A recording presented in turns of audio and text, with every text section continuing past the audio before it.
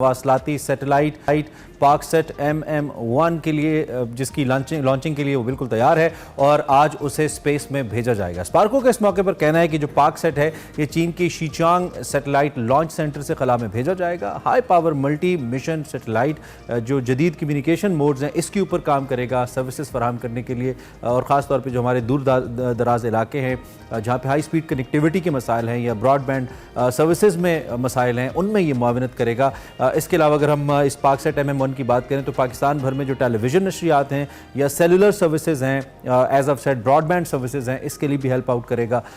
इस साल अगस्त के अंदर एक्सपेक्टेड है कि अपनी जो सर्विसेज है, अपनी जो परफॉर्मेंस है वो दिखाना शुरू कर देगा और इसकी life reportedly it's been like it's going to be 15 years. So एक बड़ी अच्छी डेवलपमेंट है जिसके ऊपर पाकिस्तान काम कर रहा है। इससे कबल 2011 में भी पाकिस्तान ने एक कम्युनिकेशन सेटेलाइट खला में रवाना किया था और वो कामयाबी से काम कर रहा है। इस वक्त हमने इसी के ऊपर बात करनी है और हमारे साथ हाफिज हसन इकबाल साहब मौजूद हैं जो कि MM1 प्रोजेक्ट ऑफिस के इंचार्ज हैं और हम स्टूडियोज़ में उन्होंने ज्वाइन किया है। हमारे लिए खुशी की भी बात है और इस टीम को हमने खिराज तहसीन भी पेश करना है जो ये कर रही है, और देन हमने थोड़ा सा इसकी यूटिलिटी के बारे में भी जानना है। तो हमने सोचा कि हाफिज आपको मदू करते हैं। Thank you very much for coming. बहुत शुक्रिया और बहुत मुबारक आपको for the initial developments that you have done, और अल्लाह करे कि बिल्कुल सक्सेसफुली ये हो जाए। थोड़ा सा हमें इसके पीछे गोल्स बताइए क्या हैं और ये कैसे इंप्रूव करने जा रहा है, हमारी जो कम्युनिकेशन सर्विसेज है, कनेक्टिविटी है, उसमें कैसे हेल्प आउट करने जा रहा है। जी इमरान साहब, इससे पहले हमारे पास एक मवासलाती सैयारा जैसा कि आपने जिक्र किया पाकसेट 1R के नाम से मौजूद है जो कि 2011 से हमें सर्विसेज दे रहा है ब्रॉडकास्टिंग की और मोबाइल सर्विसेज के हवाले से, जो कि एक मकसद होता है कम्युनिकेशन सेटेलाइट का, मवासलाती सैयारे का।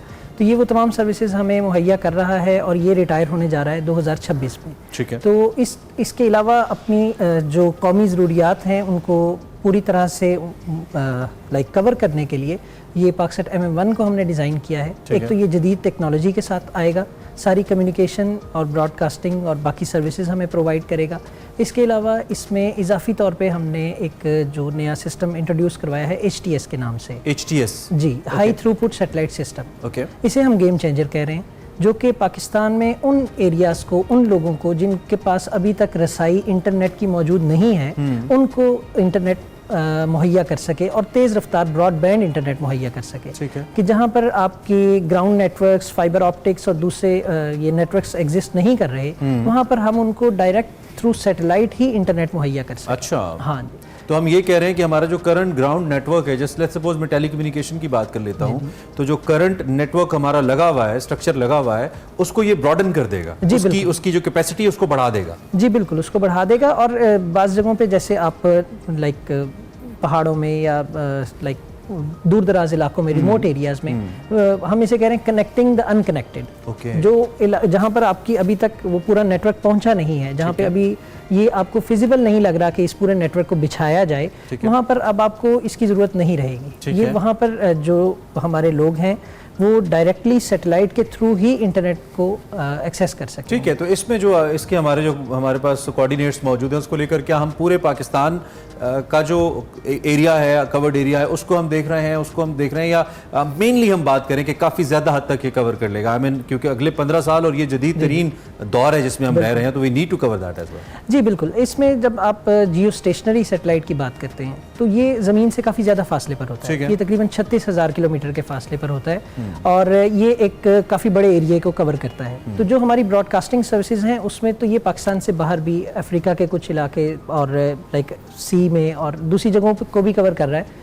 लेकिन फॉर HTS जहां हम कम्युनिकेट करना चाह रहे हैं बहुत एक छोटे यूज़र के साथ, एक छोटे डिश एंटीना के थ्रू हम उसको एक्सेस करना चाह रहे हैं, उसके लिए हमने इसके अंदर 11 user beams, spot beams design की हैं, जिनके थ्रू हम पूरे पाकिस्तान को कवर कर रहे हैं, ताकि किसी भी जगह पर जहां हमें इंटरनेट मुहैया करने की ज़रूरत हो या जैसे हम करना चाह रहे हैं, तो वहाँ पर ना तो सिग्नल की कोई कैपेसिटी का इशू हो, ना उसकी स्ट्रेंथ का कोई इशू हो, और एक तेज़ रफ्तार ब्रॉडबैंड इंटरनेट हर जगह पर पहुँचाया जा सके। हसन, एक कॉन्सेप्ट ये भी है कि आने वाले वक्त के अंदर, वैसे तो कहते हैं ज़मीनी जंगें तो पानी पे होंगी, लेकिन कुछ जंगें अब स्पेस के अंदर स्पेस को कौन ऑक्यूपाई कर रहा है, इस पे भी हो रही हैं। ऑब्वियसली उसका ताल्लुक हमारी स्पेस टेक्नोलॉजी से है। हम वहाँ पे कैसे अपनी टेक्नोलॉजी ऑपरेट कर रहे हैं और कैसे उसके थ्रू फिर ज़मीन पे मदद ले रहे हैं। क्या हम डिपेंडेंट तो नहीं होंगे, since we are launching it with the help of China, किसी मुल्क के ऊपर हम डिपेंडेंट तो नहीं होने जा रहे इसको लेकर? और अगर नहीं है तो इसकी फिजिबिलिटी आने वाले वक्त के लिए क्या है? इसमें हमारा डिफेंस भी आ जाता है, इसमें हमारी कम्युनिकेशन, क्योंकि सब चीज़ें इससे इंटरकनेक्टेड है, इस पर डिपेंडेंट है। इसको ज़रा एक्सप्लेन करें।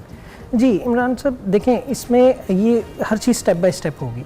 अभी जितना ज़्यादा आप खुद मुख्तारी की तरफ और अपने लाइक ज़ाती रिसोर्सेज की तरफ अपनी अटेंशन को डाइवर्ट करेंगे, उनके ऊपर अपना इन्हिसार बढ़ाएंगे, उतना ही आप ज़्यादा सिक्योर फील करेंगे, उतना ही आप ज़्यादा सेफ होंगे।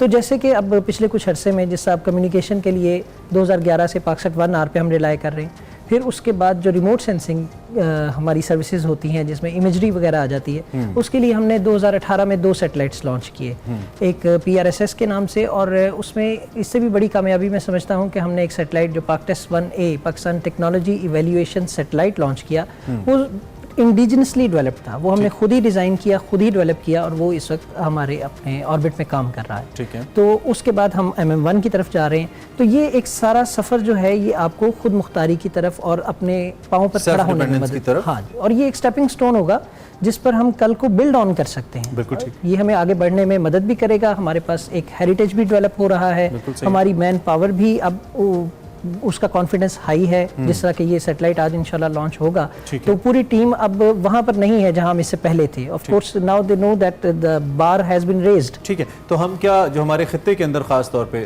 तवाज़ुन है, we compare with India, you know, और अच्छा हमें लगा कि स्पार्को के अंदर थोड़ी सी मूवमेंट हुई है। पहले तो बिल्कुल कम सुनने को मिलती थी खबरें, पिछले कुछ अरसे में हमने देखा है कि ज़रा मूवमेंट हुई है, कुछ चीज़ें हो रही हैं, तो ये अच्छा है। लेकिन क्या हम in comparison with the rest of the countries in region in particular, चले चीन तो हमारा दोस्त मुल्क है, इंडिया की हम बात कर लेते, दीगर ममालिक, उनको हम compete कर पाएंगे इसको लेकर, टेक्नोलॉजी को लेकर, कम्युनिकेशन को लेकर आने वाले वक्त में? कहाँ स्टैंड कर रहे हैं आप? बिल्कुल सही जी इमरान साहब, देखें हमारे पास लाइक compete करने के अलावा तो कोई चॉइस खास है भी नहीं।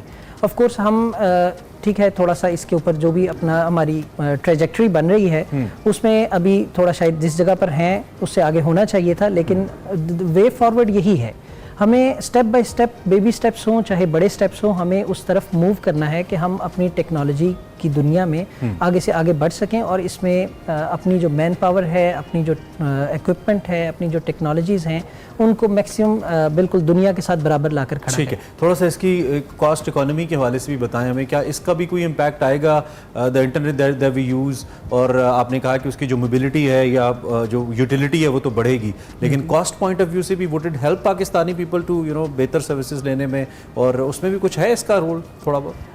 कॉस्ट के हवाले से देखिए, पहले तो हम ये चाह रहे हैं कि हमारे जो भी यूज़र्स हैं, चाहे वो निजी शोबा है या सरकारी है, उनको किसी बैरूनी जो वसाइल हैं उनके ऊपर इन्हसार ना करना पड़े। We should be able to like give them, provide them all what they need with in Pakistan. और इसके अलावा जाहिर है कि जब हम यहाँ पर अपने सैटेलाइट को फोकस इस एरिया के ऊपर कर रहे होते हैं तो हमारी सर्विसेज सबसे बेहतर होती हैं। हमारी सिग्नल स्ट्रेंथ, हमारी EIRP या बाकी चीज़ें, और कवरेज जाहिर है पूरे के पूरे पाकिस्तान को हम कवर कर रहे होते हैं। इसी तरह जिस तरह HTS की आपने बात की, उसमें कॉस्ट का थोड़ा सा हो सकता है क्योंकि ये सैटेलाइट बेस्ड इंटरनेट होगा। ये कॉस्ट के हवाले से मैं कमर्शियली इतना अभी वो वेल वर्स्ड नहीं हूँ। अभी कुछ कहना कबल वक्त होगा। Last but not the least, television channels, radio television channels, obviously इनका ताल्लुक भी सैटेलाइट सिग्नल से होता है, ये कैसे इनको हेल्प करेगा? जी, हम बेहतर नजर आएंगे टीवी के ऊपर, HD नजर आएंगे हम? हाँ जी, like we hope like all of us look even better. लेकिन इसमें ये है कि हमारी जो सिग्नल स्ट्रेंथ है, जो हमारी एक्यूरेसी है, हमारी लाइक कवरेज है, that will drastically improve. At least it's going some positive signals. Thank you very much.